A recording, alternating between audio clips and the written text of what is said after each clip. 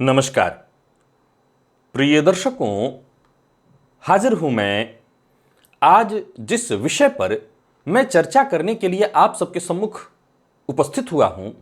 यह विषय बेहद गंभीर है, अत्यंत आवश्यक है और इस विषय से भी ज्यादा कहीं इसका उपाय आपके लिए परम उपयोगी सिद्ध होने वाला है। आज के इस परिवेश में क्या कोई ऐसा है जो ये कह दे कि वो गाहे बगाहे नजर दोष नजर बाधा का शिकार नहीं हो जा रहा है? बनता काम अंत में जाकर के बिगड़ जा रहा है। तो कुछ ऐसे लोग हैं जिनके पेट में बातें हजम ही नहीं होती, वो सभी जगह ढिंढोरा पीट देते हैं और नजर लग जाती है, काम बना बनाया काम बिगड़ जाता है। और तो और हम डर जाते हैं, अगर हम थोड़े भी समझदार हैं तो हम डर जाते हैं। जैसे ही हमारे दरवाजे पर खुशियां दस्तक देती हैं, हमें एक घबराहट शुरू हो जाती है, कहीं हमारी खुशियों को नजर न लग जाए। 5 ऐसे भी लग्न हैं जिन्हें विशेष संभल करके रहना होता है। आज चर्चा नजर दोष की है, आज चर्चा तंत्र प्रयोग की है और उसके काट की है। कुंडली में कौन से वो योग हैं जिनके कारण जातक तंत्र बाधा का शिकार होता है, नजर दोष का शिकार होता है। आइए जान लेते हैं।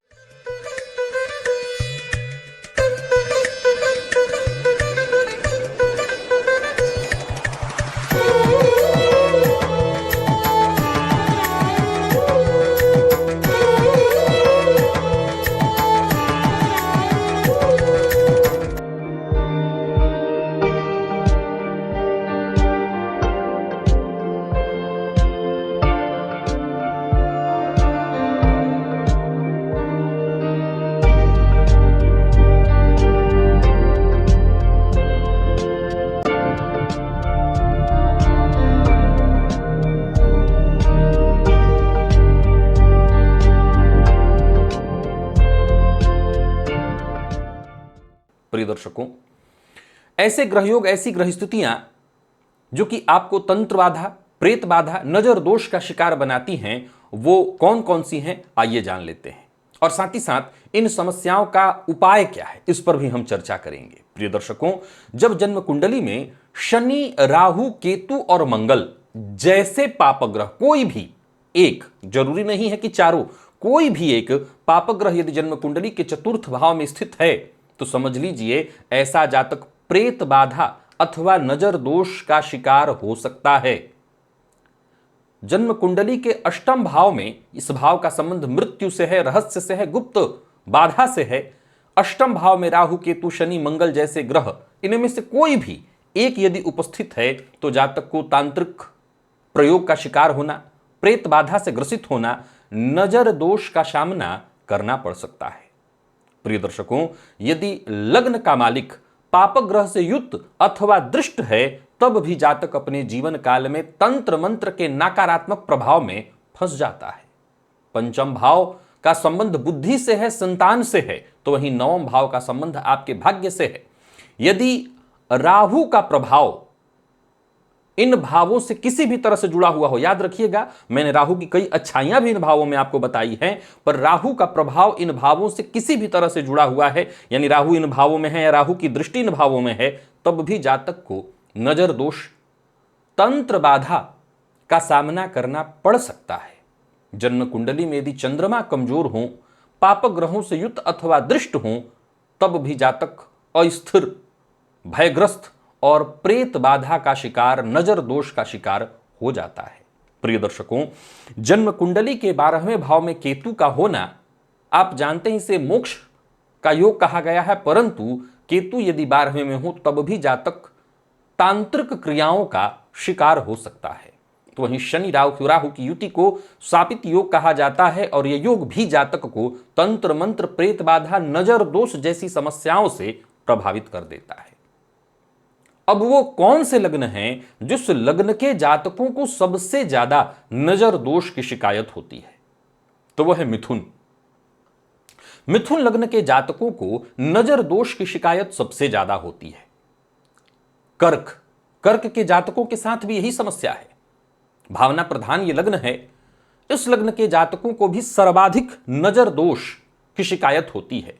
कन्या के जातक भी तंत्र प्रयोग अथवा नजर दोष के शिकार हो जाते हैं। तुला का तो कहना ही नहीं, इनका तो व्यक्तित्व ही ऐश्वर्य वाला है, तो ये तो अवश्य ही नजर दोष के शिकार होते हैं। और मीन इस लग्न, यहां याद रखिएगा मैंने लग्न का इस्तेमाल किया है, आप यदि राशि के हैं तब भी इसका 50% प्रभाव आप पर है, यानी इन लग्न और राशि दोनों के जातकों को सर्वाधिक नजर दोष एवं तंत्र प्रयोग का शिकार होना पड़ता है। यहां अब जानकारी एक और छोटी सी दे देना चाहता हूं। प्रिय दर्शकों, बात केवल नजर दोष या तंत्र प्रयोग की नहीं है। कई बार मैं खुद भी इस बात की पुष्टि करता हूं कि जरूरी नहीं है कि आपके ऊपर किसी ने मारण मोहन उच्चाटन का प्रयोग किया ही हो, क्योंकि आज के इस परिवेश में ज्यादातर लोग इसके जानकार तो नहीं हैं, और जो किसी और के माध्यम से करा भी रहे हैं वो कहीं ना कहीं धोखे के शिकार हो रहे हैं। हां, कुछ ऐसे लोग भी हैं जो स्वयं इसके जानकार हैं। अगर वो स्वयं इसके जानकार हैं और वो आप पर कर रहे हैं तो संभव है कि आप इस तरह के बाधा से ग्रसित हो सकते हैं। मैंने जिन योगों की चर्चा आपकी कुंडली में की है, उनका अगर आपकी कुंडली में ऐसी ग्रह स्थिति आपको दिख रही है, ज्यादातर कुंडलियों में देखने को मिल सकती है, तो इसका यह मतलब नहीं है कि आप बहुत ज्यादा डर जाइए। यह विषय आपको डराने के लिए है, आप तंत्र बाधा का शिकार हो जाएंगे, आप नजर दोष का शिकार हो जाएंगे, परंतु ये इस बात के लिए आपको जानकारी दी जा रही है कि आपको सचेत रहना चाहिए, आपको सतर्क रहना चाहिए। आपकी कुंडली में यह योग है तो इसका एक मतलब तो साफ साफ है कि नजर आपको लग सकती है, कुछ और न सही। चलिए मैं ये मान लेता हूं आप बड़े विज्ञान के युग वाले हैं और आप ये कहते हैं कि अरे हम इन सब चीजों को नहीं मानते, तो कम से कम इतनी जागरूकता तो आप अपने अंदर कर ही लीजिए कि आपको आपका कोई काम बनने वाला है तो जब तक कार्य बन न जाए उसका ढिंढोरा मत पीटिए। अगर आप इतनी मान सकते हैं तो मान लीजिए, बाद में मान लेंगे, जब नुकसान हो जाएगा तब मान लीजिएगा, लेकिन मान लीजिएगा, मानना तो पड़ेगा ही, क्योंकि ये होता है।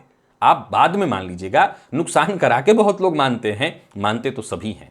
प्रिय दर्शकों, देखिए मैं इस बात को बढ़ावा नहीं देना चाहता और देना भी नहीं चाहिए कि कोई तंत्र प्रयोग आपके ऊपर करेगा। देखिए आज के इस परिवेश में यह बात सदैव ध्यान रखिएगा, ऐसा नहीं है कि हवा में बैठे बैठे कोई तंत्र प्रयोग आपके ऊपर कर दे और आप तंत्र प्रयोग से ग्रसित हो जाएं। न तो इतने बड़े तंत्र प्रयोग के जानकार बैठे हैं, और जो हैं भी वो अपने आप में रहने वाले हैं, उनको ज्यादा इन सब चीजों से मतलब है नहीं।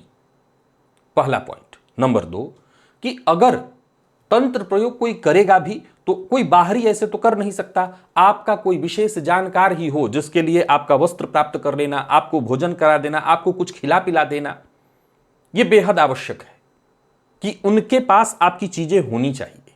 ऐसा नहीं है कि फलाने ने आपको देख लिया और आपके ऊपर प्रयोग हो गया, ऐसा नहीं हो सकता। अथवा राह चलते कोई किसी पर तंत्र प्रयोग नहीं कर सकता है। तंत्र प्रयोग की क्रियाएं भी उन्हीं पर लागू होती है जो आपसे कहीं ना कहीं जुड़े हुए हों, आपसे उनका किसी न किसी तरह से संबंध हो। अब एक और पॉइंट देखिए, बिना जन्म कुंडली में इस तरह की कमजोर ग्रह स्थितियों के या बुरी ग्रह स्थितियों के हुए बिना यह प्रयोग या यह प्रभाव जातक पर लागू नहीं होता। मान लीजिए कि किसी जातक की कुंडली में मैंने जिन ग्रह स्थितियों की चर्चा की है वो भी है, पर उसका सूर्य बहुत पावरफुल है, 10 अंश पर परमोच्च है, तो हो सकता है उसको भी नजर दोष लगेगी, उसको भी तंत्र प्रयोग हो सकता है। प्रिय दर्शकों, मैं हमेशा आपसे बताया करता हूं कि मैं खुद इसका जानकार भुक्तभोगी हूं। 10 अंश पर परमोच्च कुंडली में मेरे सूर्य हैं, और मैं भी कई बार महसूस किया हूं कि नजर दोष बेहद भयावह होती है, लग जाती है। तो मैं ये भी ताल ठोक के नहीं कह सकता कि नहीं, जिनके सूर्य परमोच्च हैं उनको तो बिल्कुल वो अब उनके ऊपर कुछ होना ही नहीं, वो कवच पहने हुए हैं, उनके ऊपर भी हो सकता है। पर फिर भी ये एक काट है, शास्त्र ऐसा कहता है कि जिनका सूर्य बहुत बली हो उनके लिए ज्यादा चिंता की बात नहीं है। पर फिर भी मेरी राय है, सावधानी में ही आपकी सुरक्षा है। मैं कुछ उपाय बताता हूं। देखिए, नित्य इष्ट की आराधना करने वाले इस तरह के नजर दोष और तंत्र प्रयोग में अगर फंस भी जाएं तो उससे शीघ्र बाहर निकल सकते हैं। सो अपने इष्ट की आराधना नियमित करिए। नियमित रूप से हनुमान चालीसा का पाठ करने वाले, हनुमान जी के मंदिर में जाकर के उनका विशेषकर शनि मंगलवार को दर्शन करने वाले प्रेत बाधा, नजर दोष इत्यादि के प्रभाव से बचे रहते हैं। अथवा इनके ऊपर प्रभाव पड़ता जरूर है पर कम होकर के पड़ता है। हनुमान जी की कृपा से नकारात्मक ऊर्जा समाप्त हो जाती है। एक और उपाय बताता हूं, इसे एक बार करिएगा। आज एक विशेष उपाय आपको बताने के लिए उपस्थित हुआ हूं। इसके अलावा अभी जो उपाय बता रहा हूं, इसके अलावा एक और उपाय बताता हूं। काला धागा ले लेना है और एक फिटकरी ले लेना है आपको। फिटकरी में 3 बार काला धागा किसी भी तरह से घुमा करके बांध दीजिए और जिस व्यक्ति को ऐसा लगता है कि उसको नजर लगी हुई है, उसके ऊपर से 7 बार क्लॉकवाइज फिटकरी को उबार कर, घुमाकर और जला दीजिए। इससे भी नजर दोष का प्रभाव कम हो जाता है। शनिवार, रविवार और मंगलवार को यह प्रयोग करिए। साथ ही साथ शनिवार और मंगलवार को हनुमान जी के मंदिर में जाकर के हनुमान जी के चरणों से सिंदूर लेकर के और वो माथे पर यदि लगाया जाए तो जातक किसी भी तरह के तंत्र बाधा से, नजर दोष इत्यादि से बचा रह सकता है। और एक और आखिरी उपाय जो मैं आपको बताने जा रहा हूं, यह विशेष रूप से नोट करिए। जब चंद्र ग्रहण हो अथवा सूर्य ग्रहण हो, ध्यान से सुनिएगा, जब चंद्र ग्रहण हो या सूर्य ग्रहण हो, इसी समय के दौरान किसी नदी, विशेष करके कोई समुद्रगामिनी नदी हो, गंगा जी इत्यादि हो, ऐसे नदियों का जल, जबकि ग्रहण लगा हुआ हो, याद रखिएगा ग्रहण लगा हुआ हो, ऐसे समय का जल यदि अपने पास सदैव रखा जाए, अगर आप प्रयत्न करें तो लेकर के रख सकते हैं, ग्रहण कभी ना कभी तो लगते रहते हैं। और अगर ऐसा जल घर में रखा जाए तो जब किसी को नजर लग जाए, उस पर यदि इस जल का छिड़काव कर दिया जाए तो तुरंत वो राहत पालेगा। और जिस घर में ऐसा जल है, उस घर में कुछ दिनों पर, जैसे आपने महीने में एक दिन तय कर लिया कि पूर्णिमा के पूर्णिमा में या अमावस्या के अमावस्या में छिड़काव कर दूंगा, तो ऐसा करने से उस घर में रहने वाले लोग, उस घर को नजर दोष या तंत्र बाधा किसी भी तरह से हानि नहीं पहुंचा सकती है। तो ये सारे प्रयोग, उपाय जो मैंने आपको बताए हैं, इन उपायों को आप करिए और अपने आप को, अपने पूरे परिवार को सुरक्षित करिए। आज के लिए बस इतना ही, इजाजत दीजिए, पुनः मुलाकात होगी। तब तक के लिए नमस्कार।